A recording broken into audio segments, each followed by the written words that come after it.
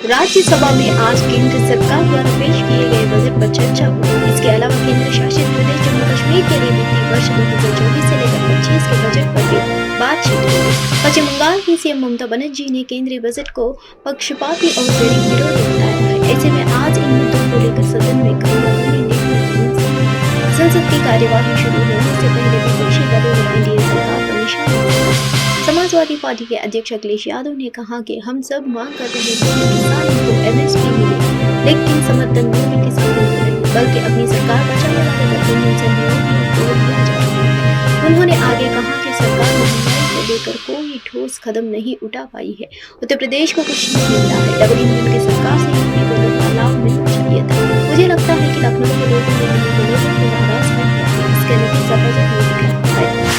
पश्चिम बंगाल की मुख्यमंत्री ममता बनर्जी के एक बयान पर बांग्लादेश सरकार ने अपनी आपत्ति दर्ज कर ली है। ममता बनर्जी ने हिंसाग्रस्त बांग्लादेश से आए असहाय लोगों को आश्रय देने संबंधी बयान दिया था। पड़ोसी देश ने इस मामले में 23 जुलाई को नई दिल्ली को एक अधिकार नोट भेजा है। बांग्लादेश के विदेश मंत्री हसन महमूद ने इस मामले में बयान दिया। उन्होंने कहा कि ममता बनर्जी के साथ उनके करीबी संबंध है। उन्होंने कहा, पश्चिम बंगाल के मुख्यमंत्री के प्रति सम्मान के साथ हम ये स्पष्ट करना चाहते हैं कि उनकी टिप्पणी में धन की बहुत गुंजाइश है, इसलिए हमने भारत सरकार को विरोध किया है। शेख हसीना सरकार को समर्थन करने वाले छात्रों को एक समूह भी सड़कों पर उतर आया। इस दौरान प्रदर्शनकारियों के पुलिस के झड़प हो गई है। विरोध प्रदर्शन 1 महीने से अधिक समय से चल रहा है, लेकिन पिछले हफ्ते ढाका विश्वविद्यालय में पुलिस कार्रवाई के बाद ये और बढ़ गया है।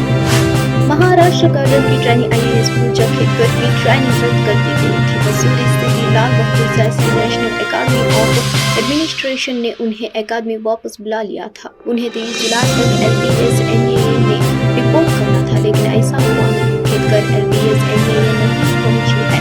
अकादमी को इस बारे में कोई अधिकारिक पत्र भी नहीं मिला है। एलबीएस एनडीए में सिविल सेवाओं को अधिकारियों को ट्रेनिंग दी जाती है। उन्हें पुलिस ने पूजा खेतकर से संपर्क करने की कोशिश की है, लेकिन अब तक उन्हें कोई जानकारी नहीं मिली है। पूजा खेतकर पर अपने पद के दुरुपयोग का आरोप लगा।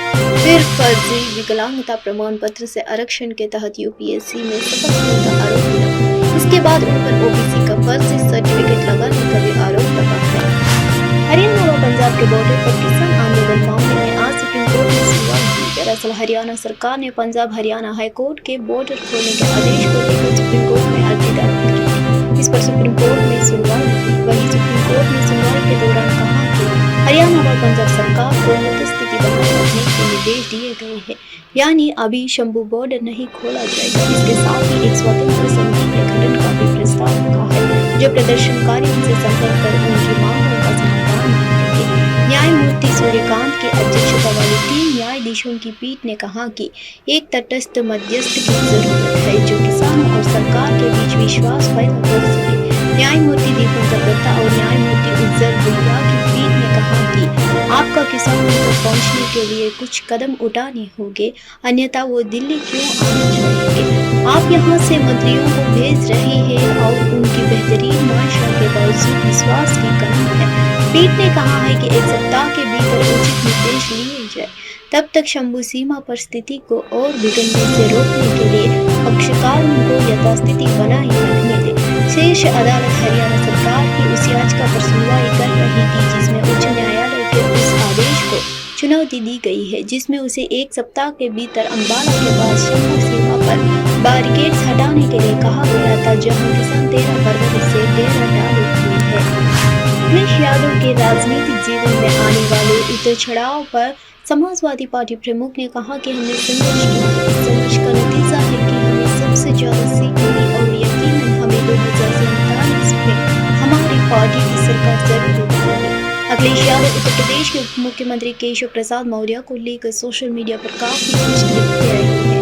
एबीपी शिखर सम्मेलन में उन्होंने मौर्य पर बातचीत के दौरान कहा, केशव प्रसाद मौर्य के लिए क्या कहना, उनके लिए ऑफर चलता रहेगा, उनकी कोई बात नहीं हुई है। अखिलेश यादव ने कहा कि इस पर मैं कुछ नहीं कहूँगा, क्योंकि एक नई साथी हमें छोड़कर सरकार बनाने के लिए चले गए। इसमें कुछ बुरा नहीं है, वो है जब हमारी सरकार बनेगी और वो वापस आएंगे तो हमारा स्वागत है। एक नहीं कई उदाहरण है जहाँ मंत्री पद के लिए लोग गए हैं और वो मंत्री पद के लिए वापस भी आ सकते हैं। अखिलेश यादव ने कहा कि जो लोग पार्टी को धोखा देकर गए हैं, उन्हें दोबारा मौका नहीं मिलेगा। कांग्रेस साथ गठबंधन और आगामी उपचुनावों और चुनावों में यूपी के बाहर लड़ने के सवाल पर अखिलेश यादव ने कहा, गठबंधन रहेगा और जहां प्रदेश में पार्टी का संगठन होगा और पार्टी लीडरशिप जीतने लायक होगी तो उनकी बात रखी जाएगी। झारखंड में हमारा संगठन है लेकिन वहाँ लोकल लीडरशिप से बात करके लड़ेंगे। महाराष्ट्र में हमारे 2 विधायक हैं और जहाँ हमारा संगठन होगा वहाँ राजनीतिक परिस्थितियों में जीत सकते हैं, वहाँ चुनाव करेंगे। कवाड़ रोड पर नंबर प्लेट विवाद पर अखिलेश यादव ने कहा कि जैसा दिया फड़फड़ाता है वैसे ही बीजेपी में सांप्रदायिक राजनीति को लेकर फड़फड़ा रही है, इसलिए होर्डिंग्स लगवा रही है। सुप्रीम कोर्ट का धन्यवाद कि उन्होंने इसके खिलाफ फैसला लिया है। इस काम के जरिए वो सांप्रदायिक तनाव फैलाना चाहते थे। योगी जी से आप और क्या उम्मीद कर सकते हैं? क्यों वो स्मार्ट सिटी बनवाएंगे? उनकी बनाई